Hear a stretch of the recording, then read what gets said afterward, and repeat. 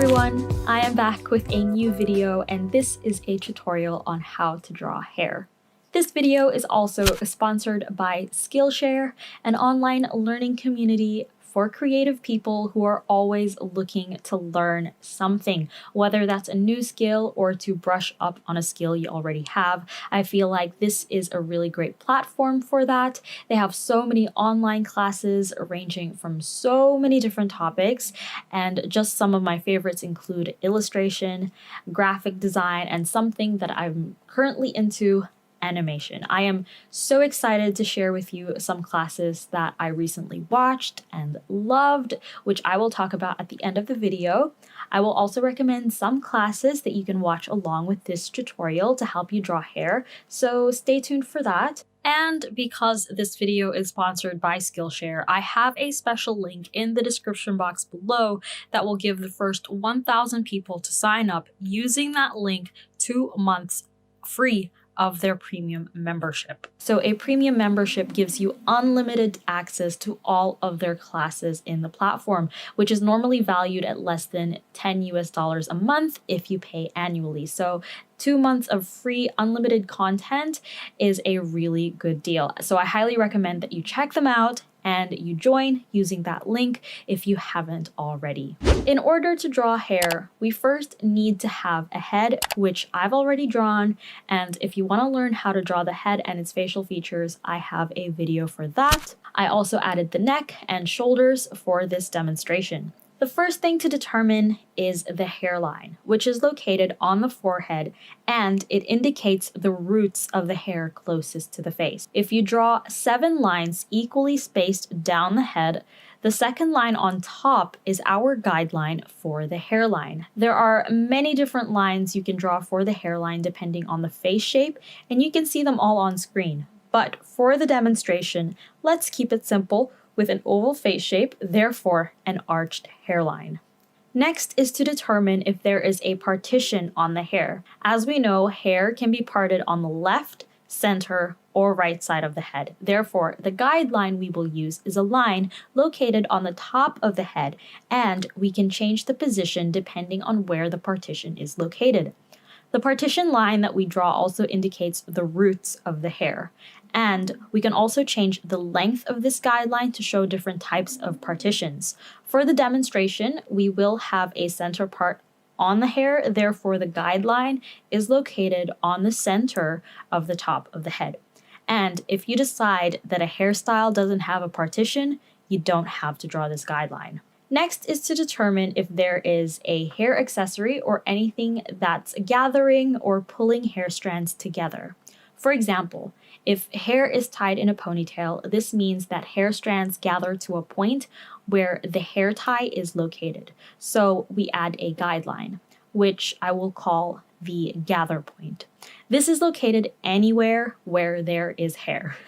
And we can change the position and length of this guideline depending on the hair accessory.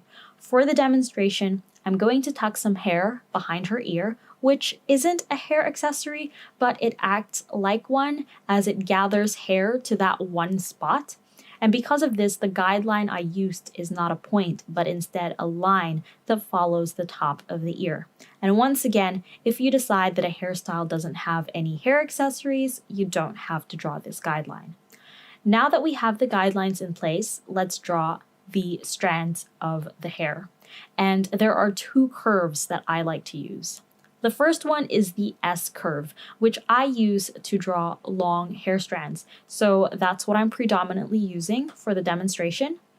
Keeping in mind that hair grows from the hairline and the partition line, this is where we start to draw our S curves. It follows the shape of the top of the head and it falls down to the shoulders. And depending on the type of hair, we can change the degree of the S curve, and you can also make it irregular. So a subtle S can be used for a natural straight hair, and a strong S can be used for wavy hair. You can also repeat the number of S curves in that strand to create curly hair or kinky hair. So if you draw these curves repeatedly side by side, you get something that vaguely resembles hair. That's pretty much the idea of hair strands. However, I personally don't like to draw every single strand of hair. Rather, I like to think of hair in bunches or in bulk. In order to draw that, let's take our single strand of hair and draw a similar looking strand next to it, but draw it on an angle. This way, the lines meet at one point and we get a pointed end. Another way is to draw the letter S starting from the top tip of the strand and making sure they meet again at the bottom tip. Now, let's draw a letter S again, starting from the top tip, but this time it doesn't meet at the bottom tip. And if we draw a horizontal line at the bottom, we get a flat end. Basically, we've just done 4 different ways to draw bunched up strands of hair. And that's what I'm using for the demonstration. To give it a layered look, some hair strands are shorter than others. I also make sure to vary the S-curves that I draw so it looks a bit natural. And sometimes I change the direction of the hair to create some flyaways, and it just adds movement to the hair. I also like to vary the line thickness, where a thicker line is used to indicate a bulk of hair and thinner lines are used for detail. This is where the second curve comes in handy. This is the C curve, which I use to draw short hair strands as well as details for the hair. Similar to the S curve, we can once again change the degree of the curve so it almost looks like a straight line, and you can make it as irregular as you want, depending on which part of the hair you're drawing. For the details of the hair, because the hair isn't as wavy, the curve I'm using is a very subtle curve. I will also be using this for the part of the hair coming down from the partition line to the ear, where I've drawn a gather line. As you can see, the hair starts from the partition line and every single strand meets at the gather line. The idea behind this is that the hair is being pulled from the root to behind the ear, and the hair falls back down to the neck and the shoulders. I then continue to draw the rest of the hair, as well as add some details that I feel are necessary, but that pretty much explains the foundations of hair. You can use these guidelines and curves to create a variety of hair types and styles, allowing you to experiment and use this as a starting point to stylize and create different characters. As you can see on screen, the guidelines can move around and change to your discretion. You can create short hair, long hair, hair that's tied up, or hair that's kept down, braids and updos.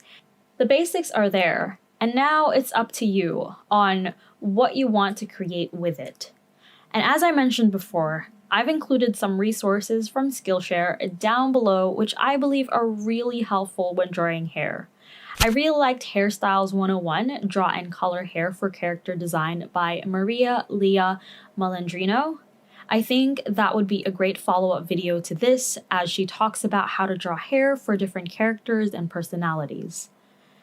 This one isn't hair related, but I absolutely loved the animation classes by Libby Vanderplug and Manon Luart. I'm not sure if I'm saying their names correctly, but they both inspired me to improve my animation skills, which I've applied onto this video, and I hope that you guys appreciate the little animations I did to help aid my tutorial.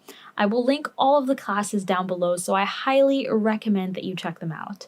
A few final tips are to, of course, practice and don't be afraid to use reference photos. I think it'll be very helpful to see a reference image and identify where the hairline is, the partition line is, and if there are any gather points or gather lines on the hairstyle. I think this will help a great deal when it comes to tackling hair, which can be as simple or as complicated as you want it to be. And that is it for this video. I hope that you found it helpful. If you did, please give it a thumbs up, share, and let me know your thoughts on this tutorial. I would greatly appreciate your feedback and take it on board for my future tutorials. If you follow this tutorial, tag me on social media as well. I would love to see it. And don't forget to subscribe for more videos and push that notification button to know when I upload. Thank you so much for watching, and I hope to see you in my next one.